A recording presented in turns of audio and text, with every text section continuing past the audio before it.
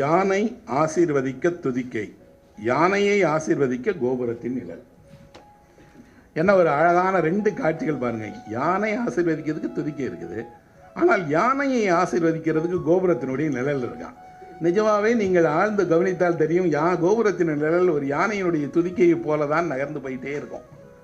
அதை நீங்கள் அனுபவிக்காமல் இப்படி ஒரு கவிதை எழுதவே முடியாது. இன்னொன்று, இந்த காட்சியில் சின்ன காட்சி இருக்கு, ஆனால் நான் படிக்கும் போது எனக்கு முதல் வரி தான் ரொம்ப இருந்தது. எந்த யானையும் யாரையும் ஆசீர்வதிக்க பிறந்ததில்லை. அதை பழகி இருக்கிறான். எப்படின்னா, நீங்கள் காசு கொடுத்தீங்கன்னா அதை ஆசீர்வாதம் பண்ண சொல்லி, நீங்கள் காட்டில் போய் பாருங்களேன், ஏதாவது ஒரு யானை அவங்களுக்கு ஆசீர்வாதம் கொடுக்குமா என்ன? அப்போது யானை கூட மனிதன் என்ன செய்வான்னா, யாசகம் கேட்பான். உலகில் சர்க்கஸ்ங்கிற பேரில் எல்லா விலங்குகளையும் மனிதன் முன்னால் மண்டிட்டு முக்காலியில் ஏற வச்சவன் மனுஷன் தான். காட்டுக்கே ராஜாவாக இருந்தது சிங்கம், அதை ஒரு சைக்கிள் ஓட்ட விட்டான். அதில் ஏறி இந்த சைக்கிள் சிங்கத்தை ஓட்டும். நான் சிறு வயதில் பார்த்தபோதே எனக்கு சிங்கத்தின் மேலே பரிதாபமாக இருந்தது. என்னன்னா, எவ்வளவு பெரிய சிங்கம், அது அசிங்கமான வேலையை செஞ்சுட்டு இருக்கே அப்படின்னு.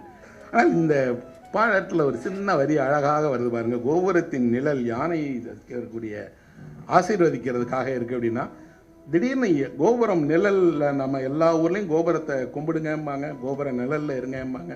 ஆனால் கோபுர நிழல் ஒரு ஆசீர்வதிக்கக்கூடிய கையாக மாறுகிறதுங்கிறது ஒரு அழகான வரி.